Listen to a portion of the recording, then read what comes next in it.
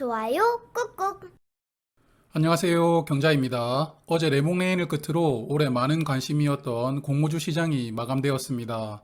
아직 레몽레인 상장이 남아있지만 그래도 연말 특집으로 올해 공모주를 결산해보는 데이터를 준비했는데요. 가벼운 마음으로 봐주시면 좋을 것 같습니다. 올해부터 저는 공모주 중심으로 방송을 하고 있다 보니 공모주 관련된 정보들을 차근차근 기록을 해왔는데요. 올해 상장했던 일반 공모주가 89종목이었습니다. 많았죠. 이 중에서 코스피로 상장한 종목이 12종목, 나머지 코스닥으로는 77종목이 상장을 했었는데요. 이외에 스펙이나 리츠 종목도 있었지만 오늘은 일반 공모주만 한정해서 말씀을 드리도록 하겠습니다. 그래서 오늘은 제가 정리했던 자료를 기반으로 여러 가지 데이터를 준비를 했는데요. 이 데이터들로 같이 공모주 투자를 했던 여러분들과 함께 올 한 해를 돌아보고 내년에도 활용할 수 있는 인사이트를 찾아보는 시간이었으면 좋겠습니다. 그럼 시작해 볼까요? 첫 번째 데이터는 월별로 한번 정리를 해보았습니다. 먼저 수요 예측에서의 기간 경쟁률과 의무 합격 비율부터 보겠습니다. 화면의 차트를 보시면 그래도 기관 경쟁률은 어느 정도 일정했는데 의무 합격 비율은 조금 들쑥날쑥하죠. 89개 종목의 평균 기관 경쟁률은 1166대 1, 그리고 의무 합격 비율은 16.8%였습니다. 생각보다 의무 합격 평균이 높은데요. 조금 놀랐습니다. 월별로 보면 기관 경쟁률도 상반기보다는 하반기가 조금 낮아졌다는 것을 파악해 볼 수 있었습니다. 그리고 일반 경쟁률을 보면 기관 경쟁률과 비슷한 수준으로 나오고 있다는 것을 보실 수 있는데요. 그러므로 결국은 저와 같은 일반 투자자들이 수요 예측 결과를 참고해서 투자를 하고 있다는 것을 보여주는 데이터라고 보입니다. 올 한 해 공모주는 상장일에 시초가는 공모가 대비 53% 상승해서 출발을 했고 종가는 공모가 대비 56% 상승으로 마감했는데요. 그러므로 청약을 하면 공모가 대비 약 50%는 수익이 나왔다는 의미입니다. 화면의 차트를 보시면 1월부터 4월까지는 수익률이 평균 이상이었고 5월부터는 평균 이하로 내려간 달도 많았다는 것을 알 수 있습니다. 그리고 올해 10월부터는 상장일 종가가 시초가보다 낮아지고 있는데요. 그래서 상장일에 어느 정도 고점을 찍었다가 계속 흘러내렸던 종목들이 최근 많아졌다고 볼 수 있습니다. 많은 분들이 좋아하시던 따상은 올해 15종목에서 나왔는데요. 17% 확률이죠. 하지만 8월 이후에 따상이 줄어들다가 11월과 12월에는 한 종목도 따상이 나오질 않았네요. 최근 청약했던 종목들 중 좋았던 종목이 없었다고 생각을 해볼 수도 있겠지만 개인적으로는 10월부터 시작되었던 상장일 VI 미실행이 아마도 따상에 영향을 주는 것 아닌가 생각을 하고 있는데요.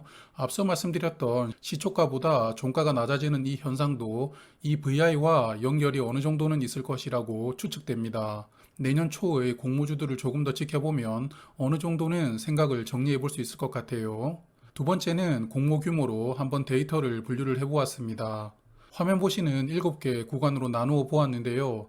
저는 크게 소형급, 중형급, 대형급, 초대형급으로 분류를 하고 있습니다. 모집 금액이 300억 원까지는 소형급, 그리고 800억 원까지는 중형급, 1200억 원까지는 대형급, 그리고 그 이상이라면 초대형급으로 구분하고 있는데요. 오늘은 조금 더 잘게 쪼개어 7개 구간으로 살펴보도록 할게요. 먼저 기간 경쟁률과 의무 합격 비율입니다. 7개 구간 중에서 1조 원 초과되는 종목들의 평균이 가장 높았습니다. 공모 규모가 1조 원이 넘는 종목은 올해 5종목이었는데요. 평균 기관 경쟁률은 1448대 1, 그리고 의무 합격 비율은 52.3%였습니다. 역시 대마불사라는 말이 어울렸는데요. 반대로 가장 저조한 구간은 300억 원에서 500억 원 사이였습니다. 공모 규모가 애매하면 오히려 좋지 않다라는 생각이 들기도 하네요. 그리고 각 구간별 일반 경쟁률과 증거금을 평균을 해보았는데요. 공모 규모가 적을수록 일반 경쟁률은 높아지고 또 규모가 클수록 청약 증거금이 많아지는 것은 당연합니다. 그래서 이 데이터는 내년 공모주들의 청약 결과를 예상할 때 평균 데이터로 활용을 해보려고 하는데요. 영상 보시는 분들도 캡처 해두시고 비교를 해보시는 것도 좋을 것 같아요.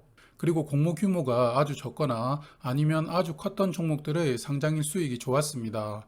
공모 규모가 200억 원 이하였던 종목들의 상장일 평균 시초가는 공모가 대비 72% 상승했고 종가는 81% 상승 마감했습니다. 1조 원이 넘어가는 종목도 비슷한 수준이었는데요. 반대로 공모 규모가 500억 원에서 800억 원 사이 종목들은 시초가와 종가가 공모가 대비 그다지 상승하지 못했던 블랙홀 같은 구간이었습니다. 그리고 시초가가 더블로 시작한 종목들이 얼마나 되었는지도 살펴보았는데요. 규모가 300억 원 이하 종목들은 약 절반이 시초가가 더블로 시작을 했었고요. 역시 소형주 프리미엄이 있었다고 보입니다. 그리고 1조 원이 초과된 종목들도 세 종목은 시초가가 더블로 출발하면서 올 한 해 많은 수익을 주었던 종목들이었습니다. 그리고 앞서 블랙홀이라고 말씀드렸던 800억 원 이하 구간은 시초가가 더블로 출발한 종목이 하나도 나오질 않았습니다. 세 번째는 업종별로 구분을 해보았는데요. 올해 상장했던 80업 종목의 업종을 세부적으로 쪼개면 상당히 많아지기 때문에 저의 임의로 구분을 했습니다. 소프트웨어, 바이오, 반도체, 2차전지, 그리고 나머지 종목은 제조업과 비제조업으로 구분을 해보았는데요. 이 6개 업종으로 데이터를 한번 살펴보겠습니다. 먼저 2차전지 업종과 소프트웨어 업종은 상장일 수익률이 좋았습니다. 2차전지 관련된 업종은 올해 7종목이었는데요. 평균 상장일 시초가가 공모가 대비 93% 상승했고 종가는 89% 상승했습니다. 시초가가 더블로 시작한 종목이 7종목 중 5종목이 나오면서 71% 확률로 시초가는 더블로 시작했는데요. 그리고 소프트웨어 업종은 23개 종목이었고요. 상장일 시초가는 73% 상승, 종가는 83% 상승이었습니다. 시초가가 더블로 시작한 종목이 13종목으로서 57% 확률이었네요. 그리고 기타 제조업과 반도체 관련된 소부장 업종들도 양호했습니다. 제조업은 시초가가 56%, 종가는 62% 평균 상승률 보여주었고요. 24종목 중 10종목이 시초가가 더블로 출발하면서 42% 확률로 시초가 더블 기록합니다. 반도체 관련 5종목도 비슷한 수치가 나왔습니다. 하지만 바이오 종목과 기타 비제조업은 부진을 했는데요. 바이오 업종은 올해 21종목이 상장을 했지만 시초가와 종가가 약 30% 상승하는 데 그쳤고요. 시초가가 더블로 출발했던 종목도 4종목 뿐이었습니다. 그리고 기타 비제조업은 8종목이 상장을 했지만 시초가가 더블로 출발한 종목이 딱 한 종목 나오면서 제가 분류했던 6개 업종 중 가장 저조한 성적을 기록했습니다. 그래서 결국은 공모주의 흥행 트렌드도 주식시장의 흐름을 쫓아갔다고 보이는데요. 21년도에 시장의 관심 업종이었던 2차전지나 소프트웨어 관련된 사업을 하는 회사들이 공모주 시장에서도 흥행을 했고 또 수익도 많이 주었다고 보입니다. 2022년도에는 어떤 업종이 트렌드가 될지는 모르겠지만 결국은 내년에 만나게 될 종목들도 이런 트렌드에 따라 어느 정도는 성적이 좌우될 수 있다고 보입니다. 네 번째는 기타 데이터인데요. 분류하기가 조금 애매한 친구들 모아보았습니다. 먼저 공모가가 초과되느냐, 희망상단으로 확정되느냐, 아니면 희망상단 미만으로 확정되느냐로 분류를 해보았는데요. 올해 공모가가 초과된 종목이 36종목입니다. 공모주 시장이 많은 관심을 받으면서 공모가가 초과된 종목들이 많이 나왔는데요. 결론적으로 말씀을 드리면 공모가가 초과되는 종목이 상장일 수익이 좋습니다. 공모가가 초과된다는 의미는 결국 수요 예측 결과가 좋게 나왔다는 것이죠. 그러므로 공모가는 초과되었지만 그래도 상장일 시초가는 공모가 대비 78% 상승, 그리고 종가는 85% 상승으로 많은 수익을 주었습니다. 그리고 따상이 8종목 나오면서 약 5분의 1 비율로 따상이 나왔고요. 반대로 공모가가 희망상단 금액보다 낮게 정해진 종목들은 상장일 수익을 기대하기가 어려웠는데요. 그러므로 공모가가 희망 하단으로 정해졌다 하더라도 가격이라는 장점보다는 결국은 리스크가 더 큰 종목들이 많았다고 생각하는 게 무난해 보입니다. 그리고 코스피와 코스닥으로 상장된 종목들도 구분을 해보았는데요. 기관 경쟁률은 비슷했지만 코스피가 의무합약 비율이 약 2배 반 정도 높았습니다. 하지만 상장일 수익률은 비슷했는데요. 그러므로 코스피로 상장한다고 꼭 좋게 볼 것은 아니라는 생각이 듭니다. 그리고 올해 코넥스 시장에서 코스닥으로 9종목이 이전 상장해 왔는데요. 아직 레몽레인이 상장을 하지는 않았지만 나머지 종목들의 상장일 성적을 보면 수익을 주더라도 30% 정도, 그리고 나머지는 손해를 주는 종목들이 많았습니다. 그러므로 내년에도 코넥스 이전 상장하는 종목들은 큰 기대 없이 수요 예측이 좋을 때만 청약하시는 게 무난해 보입니다. 마지막으로 올해 공모주 투자로 얼마나 수익률이 나왔는지 데이터로 볼게요. 앞서 말씀드린 것처럼 모든 종목을 전부 청약하셨다면 시초가는 평균 53% 수익, 장 끝날 때 매도를 하셨다면 56% 수익입니다. 여기서 기관 경쟁률 1000대 1 이상만 청약을 하셨다면 수익률은 약 20% 정도가 올라가고요. 의무 확약 비율이 5% 이상 종목만 청약을 하셨다면 약 15% 정도는 수익률이 올라갑니다. 그리고 기관 경쟁률, 의무 확약 비율 둘 다 고려를 하셨다면 올해 시초가에 매도를 하셨어도 평균 수익률은 72%, 장 마감할 때 매도를 하셨으면 78% 수익률이 나왔습니다. 다들 그러시겠지만 수요 예측을 잘 참고해서 청약을 해야 된다는 것을 데이터가 한 번 더 강조를 해주고 있습니다. 반대로 하이리스크 하이리턴을 노리고 청약하신 분들은 어떻게 되었는지도 찾아보았는데요.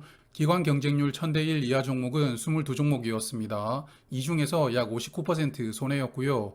의무 확약 비율이 5% 이하 종목들도 비슷했는데요. 그리고 기관 경쟁률도 1000대 1 이하였고 의무 확약 비율도 5% 이하 종목이라면 67% 확률로 손해를 보았습니다.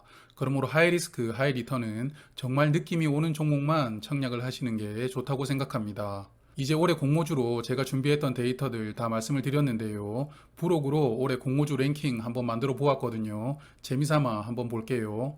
먼저 따상상 이상 간 종목이 올해 딱 하나 있었습니다. 맥스트였죠. 이 종목은 따상상상이었습니다. 상장 이후에 상한가를 3일 연속 기록한 종목이었네요. 그리고 화면은 1억 원을 비례로 청약했을 때 상장일에 가장 많은 수익을 준 종목입니다. 1위는 아모센스인데요. 사실 아모센스는 수요 예측 결과가 좋지 않았죠. 그리고 회사를 분석했을 때도 좋지 않았기 때문에 패스를 했는데요. 여하튼 상장일에 인위적인 친구들이 개입을 했다고 생각되는데 1억 원 청약하셨다면 비례 청약으로만 약 100만 원의 수익을 확보할 수 있는 종목이었습니다. 그리고 2위는 바이오다인인데요. 바이오다인은 3위 종목인 SK바이오사이언스와 청약이 중복되었었죠. 그래서 수요 예측 결과가 괜찮았지만 경쟁률이 상당히 낮게 나왔습니다. 결과적으로는 SK바이오사이언스 청약하신 분보다 더 많은 수익을 준 종목이 되었네요. 올해 기관 경쟁률 1위는 아스플로였습니다. 2143대 1이었는데요. 하지만 따상도 못 갔고 시초가도 더블로 시작하지 못했죠. 상당히 애매했던 종목입니다. 의무 확약 비율 1위는 카카오페이였는데요. 무려 70% 의무 확약 비율이었습니다. 그래서 비싸게 느껴졌던 공모가였지만 시초가가 더블로 시작하는 당당함을 보여주었는데요.